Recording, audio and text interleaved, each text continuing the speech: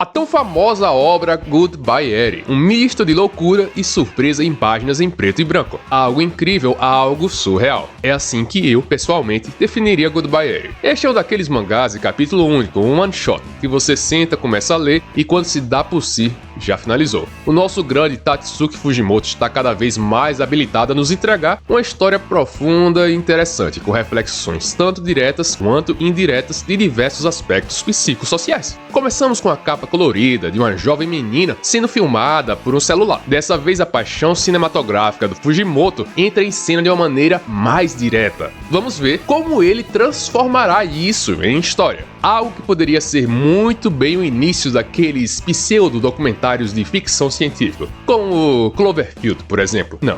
Não entenda errado, não estou falando de monstros, mas da pegada de sair filmando tudo o que acontece. Com traços simpáticos, na média Fujimoto, sem exageros, com uma boa mistura entre o peso do preto e branco, temos um menino e sua mania de filmar as coisas. Momentos do cotidiano, momentos felizes, bobos ou esquisitos. Uma quadrinização direta com quadrinhos retangulares e igualmente distribuídos. Temos o retratar do passo a passo como se fosse um rolo de filme analógico. Para representar bem a visão da câmera, que provavelmente não é das mais modernas, temos distorções nas imagens, borrões, falta de foco e coisas do tipo. A mãe que pede ao filho para não parar de filmá-la, pois essa será a ponte de memória entre ele e ela, quando ela morrer. Algo meio inusitado, algo que talvez tenha um quê de bondade e beleza, mas que ao mesmo tempo nos traz feições sutilmente tristes do pai. Está apreensivo com a situação da sua esposa doente. Os quadros permanecem por um tempo naquela esquematização mais simples que retratamos, e o envolvimento é criado com o excesso positivo, o perdurar para mostrar o máximo possível de momentos em família, para que você e eu nos sintamos imersos na história daquele lar. E a narrativa gira em torno daquela premissa, o jovem que somente vê os mundos por uma perspectiva de uma câmera, arquivos e arquivos sendo aglomerados no computador,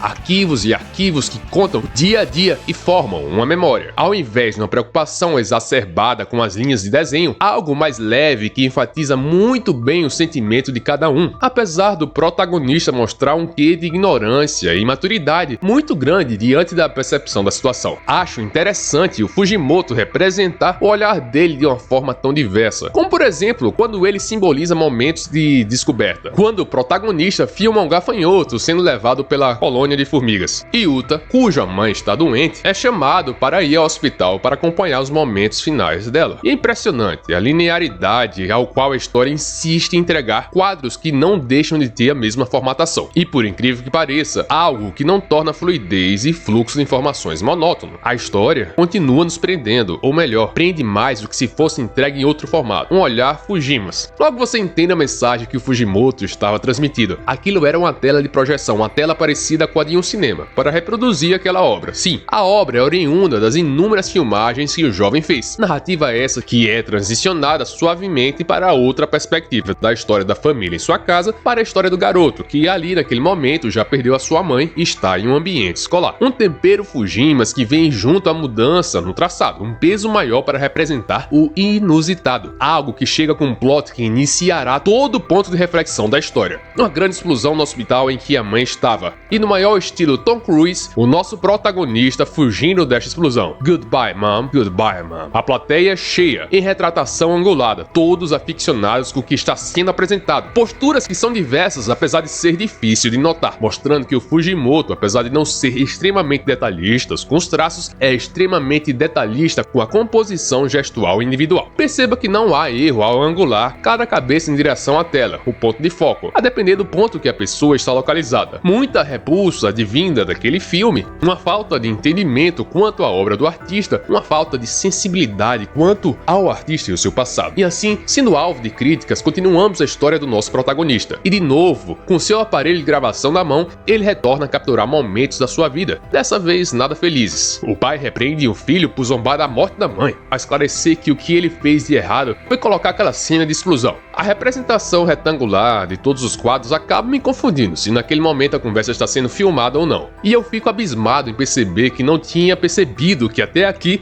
95% das cenas estavam estavam na vertical, representando o assistir de um filme em uma tela de celular, assim como representado na capa do One Shot. O envolvimento da história acabou me distanciando desta realidade, e eu achei fenomenal. Após tantas opiniões colhidas e com feedback extremamente negativo, vemos que aquele menino começa a se gravar em um intuito de despedida, planejando o seu suicídio, o que me deixou intrigado. Seria esse um fato tão significativo para tal atitude? Pistas de que algo mais profundo deve ter acontecido na vida deste garoto, algo somado à preocupação que teve na infância com o estado da sua mãe. A composição cinematográfica permanece. Ao topo do hospital, onde ele planejava ter o seu fim, um novo plot. Eri, a pessoa que intitula um mangá, aparece. E ao reconhecer o garoto, o autor daquele filme, ela puxa ele com tudo, mas amigavelmente para um lugar misterioso. O peso Fujimas aparece. O passar dos ambientes com a visão de Yuta focado na Eri é incrível. Adoro essa imersão que o Fujimoto nos proporciona. Eu estou quase em um filme. Temos ilustrações um pouco mais carregadas, em contraste em achuras pesadas, mas que ao mesmo tempo são pontuais e estrategicamente alocadas. Em um local underground, vemos uma composição contrastante. O branco e o cinza escuro, compactuando para dar um enfoque na parte central da cena, os dois assistindo a algum filme. Observe a quantidade de detalhes que o Fujimoto desenhou, sejam nos desgastes dos azulejos ou no canto do sofá, um piso em madeira com os veios bem representados e diversas revistas espalhadas pelo ambiente, cena recorrente do nosso querido mestre Fujimas. Já vimos coisas parecidas em Chainsaw Man e Fire Punch. Digamos que o cinema é o seu porto seguro, uma quadrinização focada na narrativa, pouca dinamicidade. Esse planejamento continua aqui nestes quadros. Tanto se você passar o olho rápido, quanto parando e admirando cada ilustração, você terá um bom resultado. No primeiro método, te trará fluidez, e no segundo, você ativará a sua percepção para pequenos detalhes. Eri estava ali, passando diversos filmes para o Yuta, no intuito de treinar sua visão artística. Engraçado. Isso foi algo que relatamos na evolução da arte do Fujimoto. Seu editor Rin parece ter feito o mesmo com ele, ou seja, muitas vezes as inspirações de Fujimas devem vir de aspectos reais que influenciaram a sua vida. Afinal de contas, o que melhor do que a própria vida para servir de fonte de inspiração? Ela, a Eri, tinha gostado do filme dele. Ela chorou por aquele filme e não gostou nem um pouco dos outros caçoando dele. Por isso estava decidida a ajudar o Yuta. Yuta muda a postura e aquela relação de amizade faz bem a ele. Com a quadrinização ainda tipicamente horizontal, temos quadros e mais quadros mostrando o estreitamento desta relação. Vou seguir um pouco mais à frente e deixarei com você a responsabilidade de ler e analisar esta parte. Bem, mais à frente, no mangá, temos a exploração de diversos diálogos e é nítida a intenção do Fujimas em explorar a conversa, o pensar, o prosar e refletir. Há um ponto engraçado. Durante a elaboração do seu filme, do seu roteiro, Yuta coloca em seu script a Eri como uma vampira que o sequestrou para produzir um filme para ela. O motivo, devido a uma certa doença, ela morreria e não queria ser esquecida. Um roteiro semi-biográfico, que adiciona um tom de fantasia à sua história. A Eri gostou da ideia. Isso me remeteu muito ao Fujimoto, um jovem tido como um gênio no Japão, que tem comportamentos e atitudes estranhas e engraçadas, mas que é autor de criações renomadas no seu nicho. Ele sempre adiciona um tom fantástico nas suas histórias, que moldam tudo com a sua loucura. Você concorda? E o tempo foi passando.